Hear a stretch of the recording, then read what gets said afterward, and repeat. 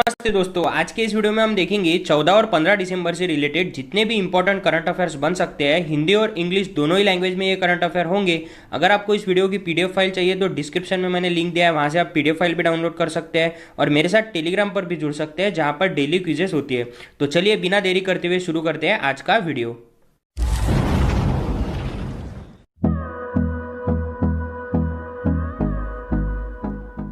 आज का वीडियो शुरू करने से पहले हम नजर डालेंगे जो 13 दिसंबर का होमवर्क का क्वेश्चन था वो क्या था। तो क्वेश्चन था, who tops Asian celebrities in the world list 2020 publish by UK based eastern I newspaper. Britain स्थित ईस्टर्न आई अखबार द्वारा प्रकाशित एशियाई हस्तों की विश्व सूची 2020 में कौन शीर्ष पर है। तो इसके लिए जो ऑप्शन थे वो थे विराट कोहली, सोनू सूद, ऋचा चड्ढा और सुशांत सिंह राजपूत। आप में से कई लोगों ने इसका जवाब सही दिया है। इसका जो सही जवाब है वो है सोनू सूद। अब सोनू सूद के बारे में मैं आगे आपको डिटेल में बताता हूँ, लेकिन हमें यहाँ पर विराट कोहली दिख रहा है। तो विराट कोहली अभी काफ़ी चर्चे में रहे हैं। क्यों चर्चे में रहे हैं? तो इन्होंने अभी 22,000 इंटरनेशनल रन पूरे किए।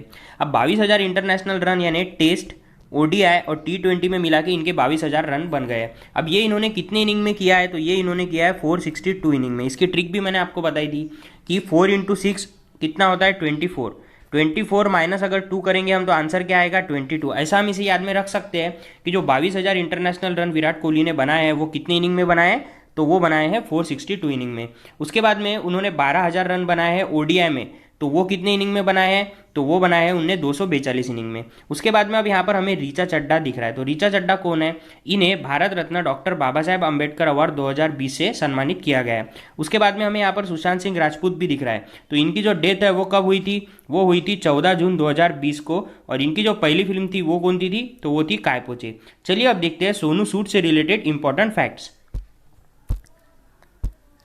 तो ये है सोनू सूद जो कि एक एक्टर है। इनका जो जन्म है वो हुआ था 30 जुलाई 1973 मोगा पंजाब में। उसके बाद में इनका जो एजुकेशन है वो इन्होंने इंजीनियरिंग की है। कौन से कॉलेज से की है? तो यशवंतराव चौहान इंजीनियरिंग कॉलेज नागपुर से की है। उसके बाद में ये चर्चे में रहे थे। कब चर्चे में रहे थे? तो जो प्रवासी रोजगार थे यानी कि जो प्रवासी मजदूर थे वो जब पलायन कर रहे थे या फिर वो अपने गांव जा रहे थे तो इन्होंने उनकी काफ़ी ज़्यादा मदद की थी। तो उसके लिए इन्होंने एक रोजगार ऐप भी लॉन्च किया था जिसे प्रवासी रोजगार ऐप कहा जाता है। और इनकी एक बुक है जो आने वाली है, उसका क्या नाम है? तो वो बुक का नाम है आई एम नॉट मसीहा। उसके बाद में इन्हें ह्यूमैनिटेरियन अवार्ड से भी सम्मानित किया गया था। किसके द्वारा? यूएनडीपी द्वारा। अब यूएनडीपी क्या है? तो यूएनडीपी है यूनाइटेड नेशन डेवलपमेंट प्रोग्राम। तो इतनी जानकारी हमें सोनू सूद से इस सवाल से प्राप्त होती है। 14 और 15 दिसंबर के करंट अफेयर में आज का जो पहला सवाल है वो है, Italy's which years world cup hero Paolo Rossi passes away. Italy के किस वर्ष के विश्व कप के हीरो पाओली रोसी का निधन हुआ है? तो इसके लिए जो ऑप्शन है वो है 1938, 1982, 2000 और 2004। तो इस सवाल का जो सही जवाब है वो है 1982। अब यहाँ पर किसकी बात हुई है? तो यहाँ पर बात हुई है इटली की। तो इटली से रिलेटेड इंपॉर्टेंट फैक्ट मैं आपको बता देता हूँ। इटली की जो कैपिटल है वो क्या है? वो है रोम। और वहाँ की जो करेंसी है वो क्या है? तो वहाँ की जो करेंसी है वो है यूरो। उसके बाद में अब यहाँ पर पाओलो रोसी की बात हुई है। तो चलिए देखते हैं उनसे रिलेटेड इंपॉर्टेंट फैक्ट्स। अब यहाँ पर पाओलो रोसी की बात हुई है। तो पाओलो रोसी ने जो 1982 के वर्ल्ड कप में कारनामा किया था तो वो क्या किया था? तो इन्होंने 1982 के वर्ल्ड कप में इटली यानी कि अपने देश के लिए 6 गोल दागे थे, जिसके वजह से जो इटली है वो 1982 में वर्ल्ड कप विनर बना था।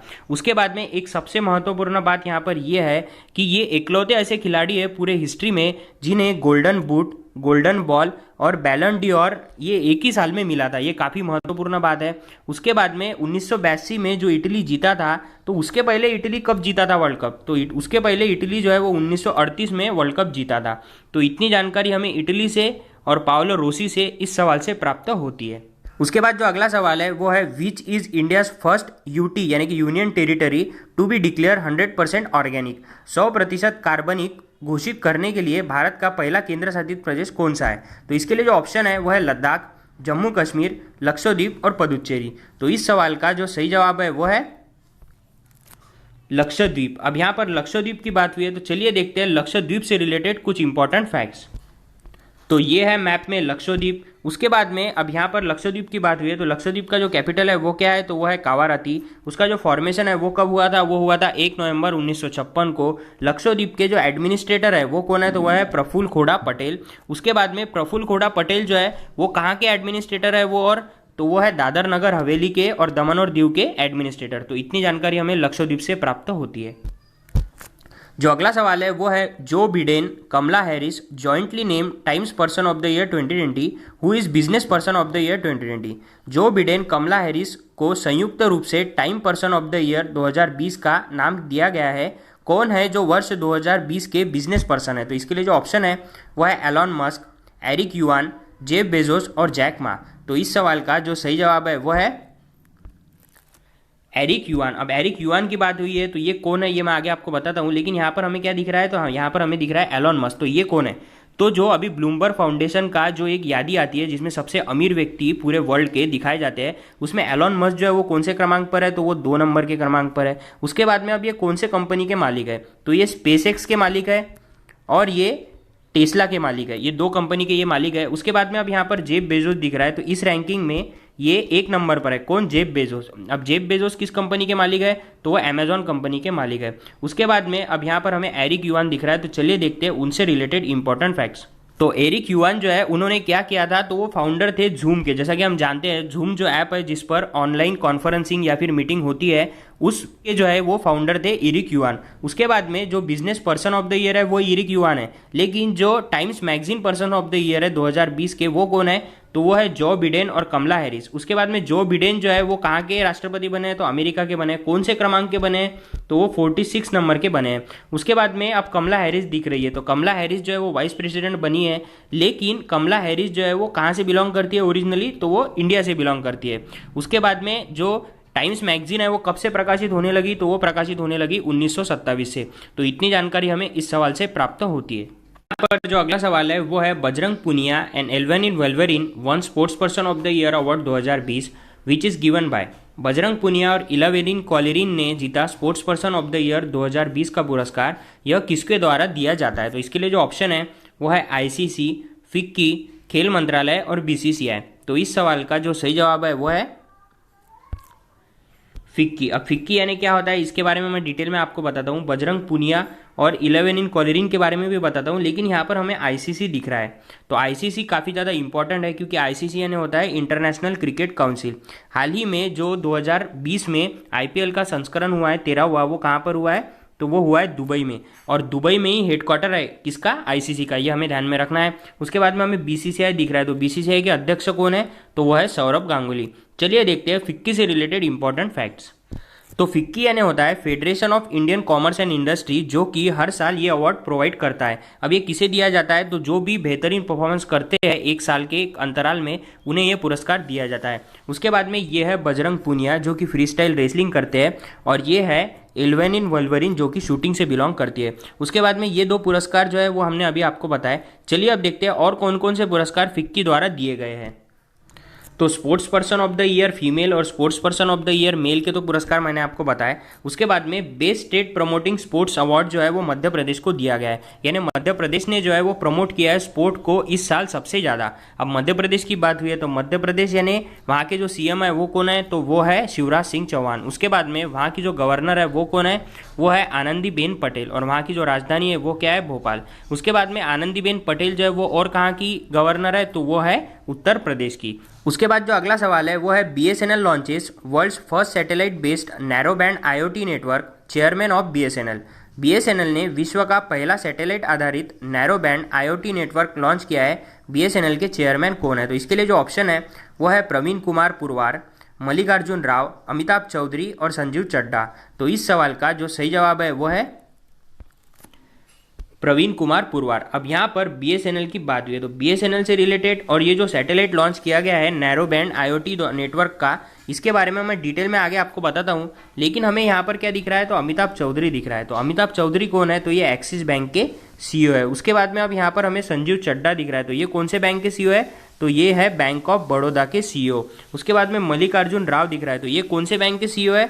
तो ये है पंजाब नेशनल बैंक के सीईओ। उसके बाद में चलिए अब देखते हैं बीएसएनएल से रिलेटेड इंपॉर्टेंट फैक्ट्स। बीएसएनएल यानी क्या होता है? तो बीएसएनएल यानी होता है भारत संचार निगम लिमिटेड। उसके बाद में इसका फॉर्मेशन कब हुआ था? तो वो हुआ था 1 अक्टूबर 2000 को। इसका हेडक्वार्टर कहाँ पर है? तो वो है न्यू दिल्ली में। इसके जो चेयरमैन है वो कौन है? प्रवीण कुमार पुरवार। अब जो ये इन्होंने लॉन्च किया है कौन सा नेटवर्क? आईओटी नेटवर्क, यानी कि इंटरनेट ऑफ थिंग्स का जो नैरो बैंड का नेटवर्क इन्होंने लॉन्च किया है। तो ये किसके साथ मिलकर किया है, यानी इनके पार्टनर कौन रहे? तो वो रहे स्काइरोटेक इंडिया, इनके साथ मिलकर इन्होंने IoT नेटवर्क लॉन्च किया है नैरो बैंड का।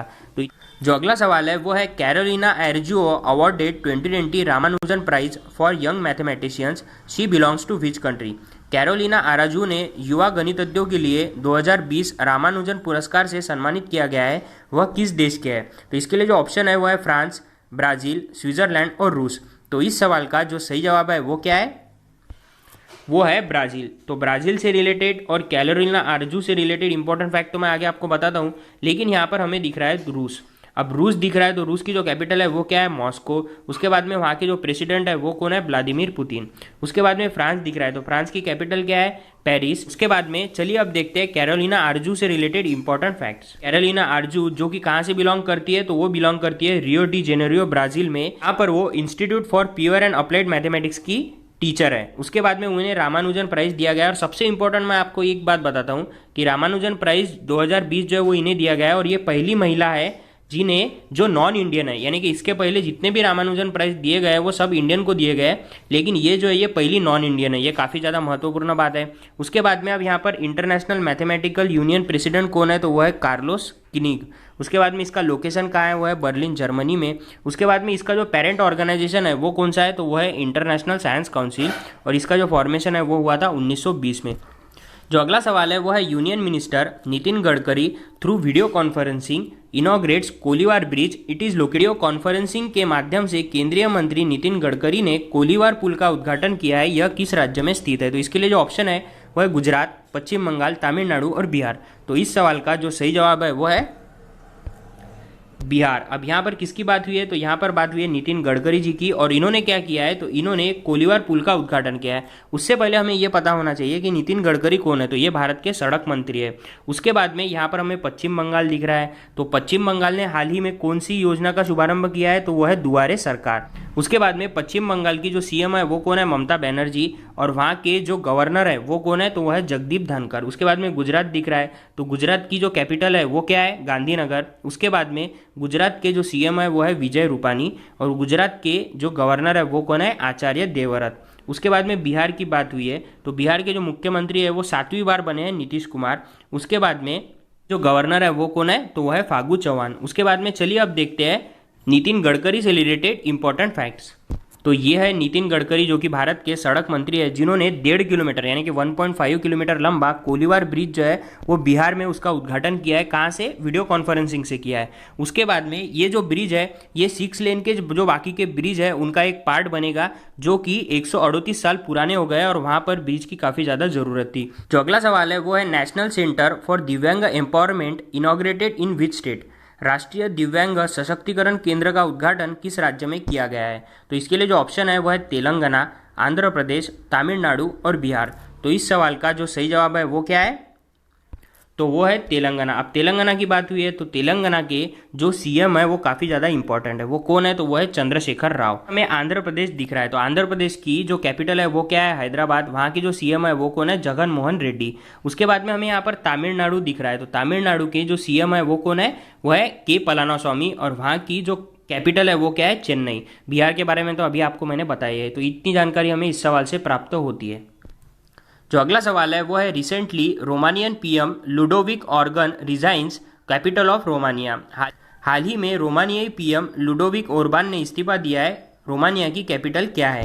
तो इसके लिए जो ऑप्शन है वो है बीजिंग, बुखारेस्ट, टोक्यो और रियो। तो इस सवाल का जो सही जवाब है वो है बुखारेस्ट। अब यहाँ पर रोमानिया की बात हुई है, तो रोमानिया से रिलेटेड इंपॉर्टेंट फैक्ट मैं आपको बताता हूँ। रोमानिया की जो कैपिटल है वो क्या है, वो है बुखारेस्ट। उसके बाद में वहाँ की जो करेंसी है वो क्या है, रोमानियन ल्यू, LEU। उसके बाद में वहाँ के जो प्रेसिडेंट है वो कौन है, वो है क्लॉक लोहेनिस। तो इतनी जानकारी हमें रोमानिया से इस सवाल से प्राप्त होती है। बीजिंग दिख रहा है, तो बीजिंग किसकी कैपिटल है, तो बीजिंग जो है वो चीन की कैपिटल है।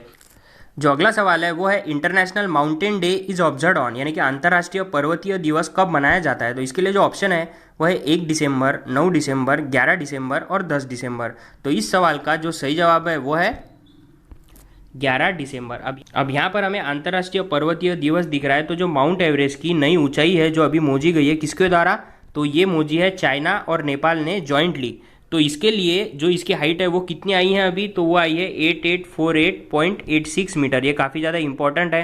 अगर आपने मेरा ये वीडियो नहीं देखा है तो इसे डिटेल में देखिए, जिसमें मैंने बताया है कि माउंट एवरेस्ट पे सबसे पहले कौन गया था, या फिर इसके पहले जो ऊंचाई है वो किसने मोजी थी, कौन से देश ने मोजी थी, पहले कौन गया था, पहला भारतीय कौन था, 2 बार कौन गया है, या फिर जो ट्विंस है जो कि हरियाणा से है वो कब गई थी। इस सभी डिटेल आपको इस वीडियो में मिल जाएंगी। इसका लिंक मैंने डिस्क्रिप्शन में दिया है। उसके बाद में अब यहाँ पर हमें क्या दिख रहा है, तो हमें दिख रहा है 1 दिसंबर। 1 दिसंबर को कौन सा दिवस मनाया जाता है, तो वो मनाया जाता है एड्स दिवस। एड्स का लॉन्ग फॉर्म क्या होता है, तो एक्वायर्ड इम्यूनो डिफिशियंसी सिंड्रोम। ये होता क्यों है, तो ये होता है HIV से। HIV यानी क्या होता है, तो ह्यूमन इम्यूनो डिफिशियंसी वायरस। उसके बाद में इस साल की इसकी थीम क्या थी, तो वो थी global solidarity and share responsibility. तो इतनी जानकारी हमें इस सवाल से प्राप्त होती है।